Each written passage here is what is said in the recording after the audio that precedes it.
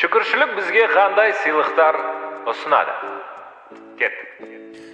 Ризашылық шынымен автокөліктің коробка передачасына ұқсайды. Ол біздің ойлау тетіктерімізді маза бермейтін ойлардан тыныштыққа, ештеңе істей алмаудан шығармашылыққа, қорқыныштан махаббатқа ауыстырады.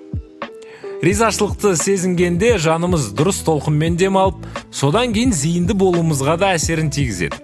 Ең алдымен шүкіршіліктің қалыпқа келтіру күші зор. Қолда барға ризашылық білдіру жоғалту сезімін болдырмаудың тиімді тәсілі. Бұл состоянияны сезінгенде барлық проблемаларды тез ұмыта аламыз. Шүкіршілік назарды жағымсыз ойлар мен эмоциялардан алшақтатудың және жақсылыққа назар аударудың тамаша тәсілі. Мен жаратушының берген нығметіне немесе жай ғана достарыма ризамын ба маңызды емес. Алғыс айтудың қарапайым фактісі қуаныш күйін сыйлайды. Тағы бір шүкіршіліктің бізге беретін сыйлығы.